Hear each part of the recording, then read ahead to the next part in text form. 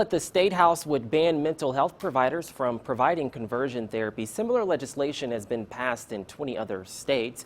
News 18's Meredith Hackler talked with a mental health provider as well as advocates for the bill. They say this practice is detrimental to people who have went through it.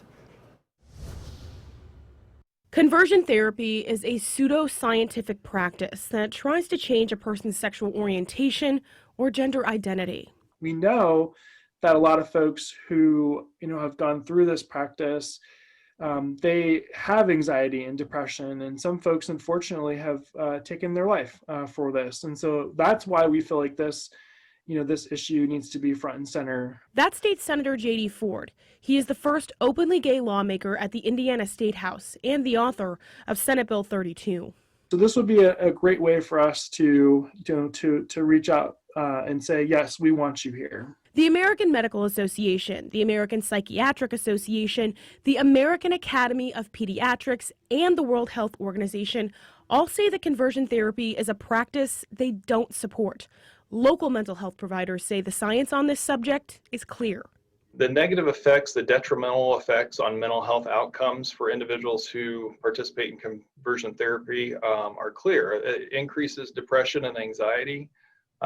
Actually increases risk of suicide attempts as well. That's why this bill would prohibit a mental health provider from engaging in conversion therapy with patients less than 18 years of age. If a mental health provider were to violate the prohibition, they would be subject to disciplinary action.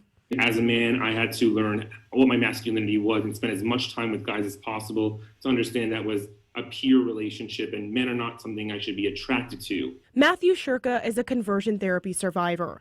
He told his story at a town hall hosted by the Indiana Stonewall Democrats.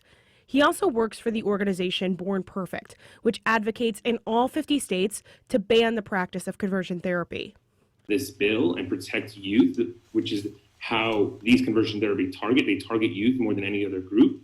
While this bill won't stop religious organizations from practicing conversion therapy, supporters say it will send a message that it's wrong. If you choose to do this as a church, that's your freedom of religion. However, I would hope the parents would look at the mental health providers and say, hey, they're saying this isn't a good idea. With science backing up the supporters' arguments, they hope lawmakers will show support for the LGBTQ community. Let's do the right thing and let's show Hoosiers that we really support all Hoosiers and not just this fraction or this fraction. Meredith Hackler, News 18. The bill is currently waiting for a committee hearing. Well, the bill